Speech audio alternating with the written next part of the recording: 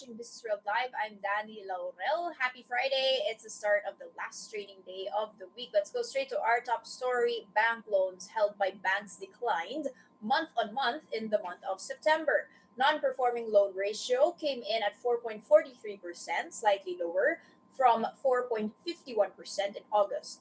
Bangko Sentral data showed that non-performing loans stood at 485.5 billion pesos in September, down from nearly 492 billion pesos in August. However, bad loans increased by nearly a third from 374 billion pesos recorded in September of last year.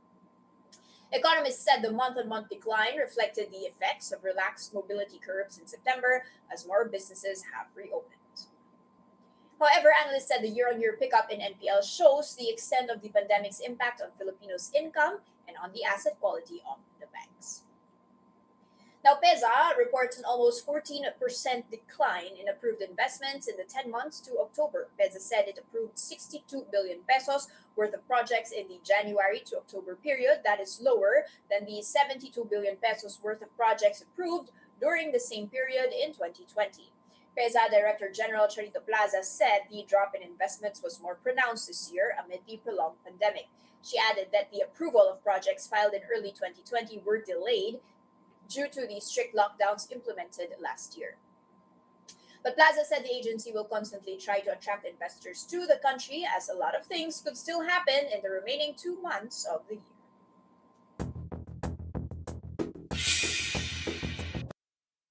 Now, from all-time highs to sell-offs, you can see global stocks are set for their first weekly drop since early October, hurt by signs that price pressures are broadening out beyond pandemic-related disruptions. Very quick peek here on Asia Pacific as we move towards the end of the trading day. Seems to be reversing, though, towards some gains here. The Nikkei 225 up by 0.9% over in Japan. Now, what is happening to our own index? It seems that after we did a slide yesterday, recall that a couple of days earlier, just when that alert level 2 was announced and malls started reopening, we hit above 7,400 and we slid down yesterday. But it does seem to be the case that we are swinging towards the positive end after a pullback. Another thing, though, that we must be watching is, of course, the MSCI rebalancing. There will be changes to the global standards index effective as of November 30. There are 2 additions that we should be watching out for. First is AC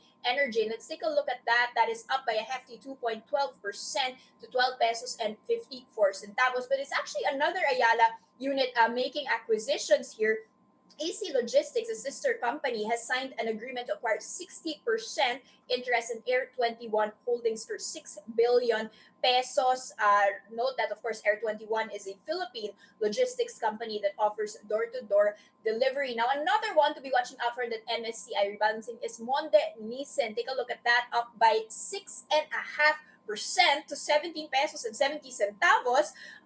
This as they've also announced their third quarter increase in profit by 8.7%. They did mention that domestic business saw robust growth and the sales for biscuits stabilized for the first time since the pandemic. And they have adjusted, however, their full year sales guidance to low to mid single digit. They still mentioned that there's still some risks in terms of margin pressure. They highlighted the macro environment is still challenging due to elevated commodities costs. And still more on earnings here. A couple more actually to break. But let's start with San Miguel. That is up 80 centavos, up by 0.7%. This, as they said, that their 9-month net income is up 218% to 34.2 billion pesos. This even as their SMC Global Power 9-month net income fell 5%. However, infrastructure arm doubled in terms of operating income to 4.3 billion pesos. And of course, Petron swung to a profit of close to 5 billion pesos versus a 12 billion peso loss last year. Now, here to chat about these and more, we have with us Manny Ocampo, Managing Director for Equity of Capital Markets, Investment and Capital Corporation of the Philippines, or ICCP. Good morning, Sir Manny. Welcome back. Morning, Danny. Sir, let's kick off with our index levels here. So much excitement going on after that announcement. Has that already been priced in? When you look at our indicators here, we had been hitting overbought levels, and then we did a little bit of a pullback. But what are the RSI and the MACD telling you in terms of the momentum and how far this is set to run?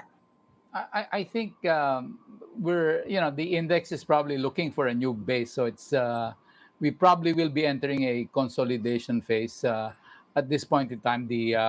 Uh, Most of the earnings are out already, so no more surprises. That's pretty much built in there. People are already going to be looking at fourth quarter performance. And if anything, fourth quarter, if we remain to be in this eased up state of our quarantine. No? Our alert level remains at 2 or improves to 1 going into Christmas season, then you should expect the consumer stocks to have a good pickup for this for the holiday season, particularly. No. Okay, sir, has the reaction to the third quarter GDP already been priced in? How does that affect everyone's growth prospects from the economic and fundamental perspective? I think so. The expectations have always been there that there would be an improvement. Maybe some groups were expecting more, but I think the growth rates posted, everybody's pretty much found that in line with the expectation. So maybe higher growth for the fourth quarter. We probably will still miss government's, really hefty or rosy predictions for 2021. But nonetheless, it's still a decent pickup in GDP growth for this year. Sir, how do our markets compare with the global equity story?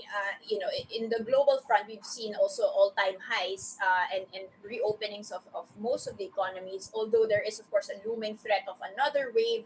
You've got the WHO still warning against that, and of course, our vaccination rate lagging still behind our ASEAN peers. We've been the best performer in Asia at least the past week. Is this, just a catch-up play, or is this a global momentum wherein we already have some steam to run? Yeah, I think globally we're really looking at an uptrend because of, shall we say, maybe more confidence all across different countries, no, on being able to address the pandemic. That said, we were laggards in that respect, so we're really just catching up now. So momentum wise, I think we still have maybe at least a quarter to catch up, if you'd like. No? Okay, sir, let's talk about specific sectors here. You mentioned consumption. Let's take a quick peek at those malls. Now, the DTI is saying mall crowds at 50 to 80% of Right. pandemic levels. Is this just, knee jerk reaction, revenge spending, or is this, illustrating that we really just are agile and that we really have the money to spend and we've just been stuck at home? Or is this something that you see temporary when it comes to the mall's recovery?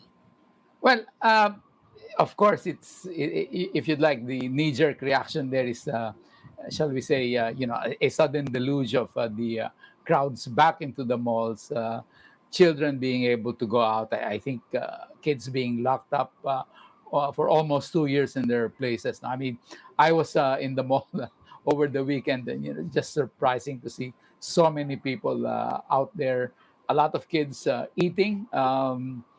Sometimes forget. I guess we forget the distancing already. Anyway, they're, I guess, from one family, so that should be okay. But I think giving things a rest is to be expected. Kids anyway are going to be going for their vaccinations hopefully over the next couple of months. We have a we're able to address a fairly good part of the young population. Going back to school, I think, will also help, shall we say, move things along as far as consumer spending is concerned.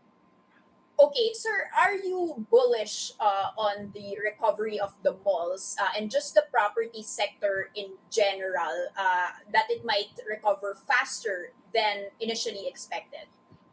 I'm not sure about.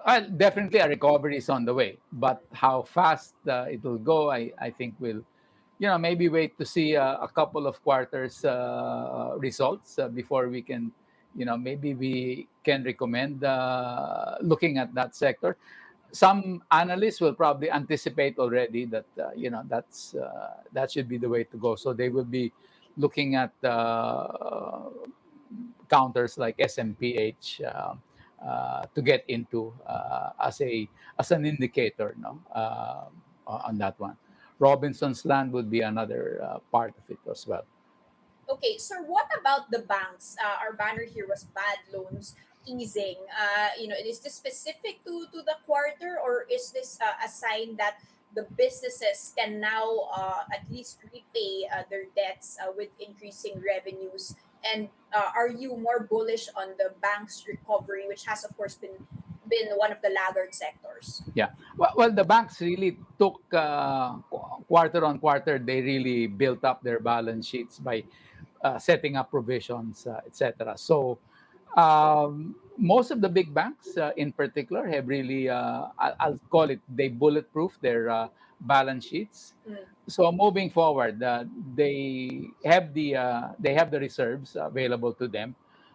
We don't see maybe the business failures and all that will not be as bad if banks give them banks give businesses a little bit more time to recover. They have that flexibility of extending more time to the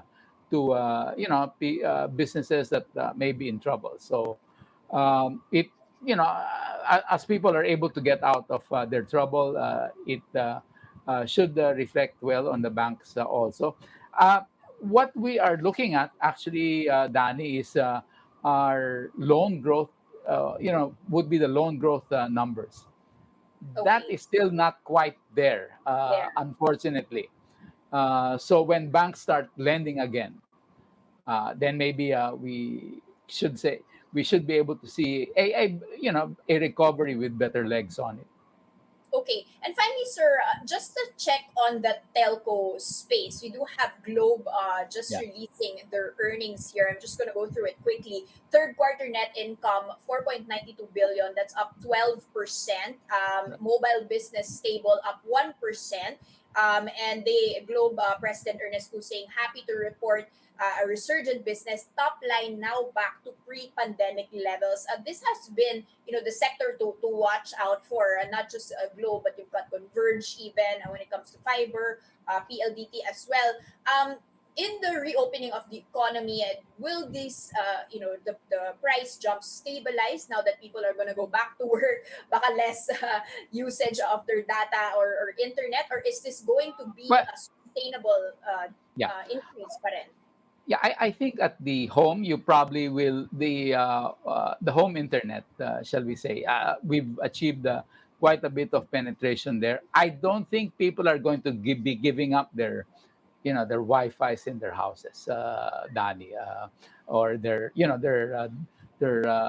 data connections at their houses. I mean, with Netflix and all, that is.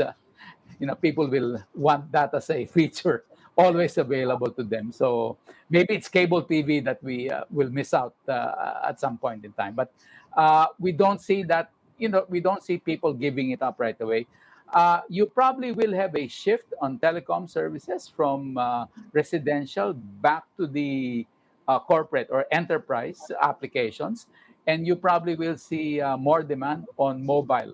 5G class connections already. So that is where the telecom companies will be shifting their focus into. Yeah, All right, so still some room to run here for several sectors, as you that's pointed right. out.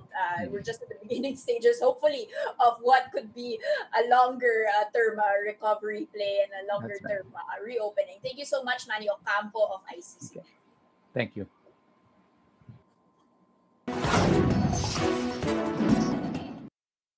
Here Here are the other headlines we're keeping our eyes on. The House Ways and Means Committee has approved a bill that would temporarily suspend or lower the excise tax on some fuel products for 6 months. If enacted into law, the bill would temporarily scrap the excise tax on diesel, kerosene, and LPG, while the excise tax on low-octane gasoline would be lowered to 4 pesos and 35 centavos per liter. This move is estimated to cost the government around 45 billion pesos in foregone revenues. However, if crude oil rates normalize to $65 per barrel, excise taxes on these fuel products would revert back to train rates. Committee Chairman and Albay Representative Joey Salceda expressed confidence that the lower house will approve and pass the bill to the Senate by the fourth week of November. Bayan Muna Representative Carlos Zarate meanwhile urged President Duterte to certify the bill as urgent.